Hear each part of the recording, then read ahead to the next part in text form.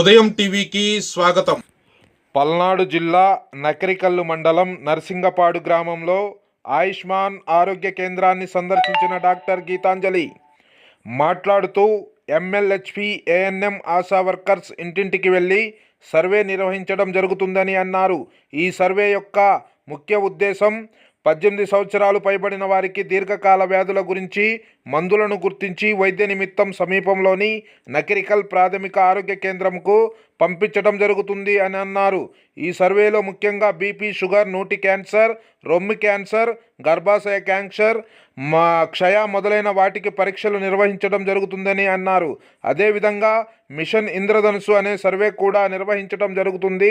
ఈ సర్వే ముఖ్య ఉద్దేశం 0 నుండి 5 సంవత్సరాలలోపు పిల్లలకు వ్యాక్సిన్లను గుర్తించి వారికి అన్ని వ్యాక్సిన్లు వేయడం ఈ సర్వే యొక్క ముఖ్య ఉద్దేశం అని అన్నారు. ఈ కార్యక్రమంలో పాల్గొన్నవారు doctor Geetanjali, doctor Manikanta, doctor Haseena, ఎన్ఎంలు, ఎమ్మెల్యే, హెచ్పి ఆశా వర్కర్లు పాల్గొన్నారు. వాళ్ళకి ఏమైనా బీపీ, షుగరు, ఇంకేదైనా ప్రాబ్లమ్స్ ఉన్నాయో అంటే రక్తం పర్సంటేజ్ ఎంత ఉంది, థైరాయిడ్ ప్రాబ్లమ్స్ కానీ ఇంకేదైనా క్యాన్సర్కి సంబంధించి ఆడవాళ్ళ సమస్యలు, రొమ్ము క్యాన్సర్ కానీ, సర్వికల్ క్యాన్సర్ కానీ, ఓరల్ క్యాన్సర్ అయినా అవేమన్నా ఉన్నాయేమోనని మన వాళ్ళు హౌస్ టు హౌస్ సర్వేలో అన్నీ పరీక్షించి వాళ్ళకి ఏదైనా ప్రాబ్లమ్స్ ఉంటే మన లోకల్ మెడికల్ ఆఫీసర్ గారు, చిన్నవైతే మన మెడికల్ ఆఫీసర్ గారు ట్రీట్ చేస్తారు. ఇంకా ఏదన్నా ఎక్కువ సమస్యలు ఉంటాయి అవి స్పెషలిస్ట్ డాక్టర్ దగ్గర కూడా తీసుకెళ్తారండి.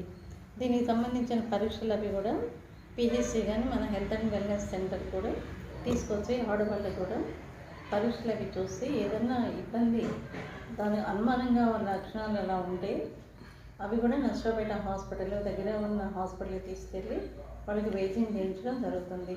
ఆ స్క్రీనింగ్ సంబంధించిన కూడా అన్నీ ఉన్నాయండి చేసే పరికరాలు. అది అందులో భాగంగా నేను ఎలా జరుగుతుంది అనేది ప్రోగ్రాం కోసం వచ్చానండి.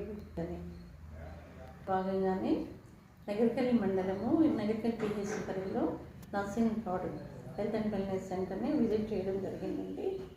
ఈ విజిట్లో సర్వే ఎలా జరుగుతుందో అని విచారించడము, అది వెరిఫై చేయడము అలా జరిగిందండి. అందులో భాగంగానే నేను విజిట్కి రావడం జరిగింది.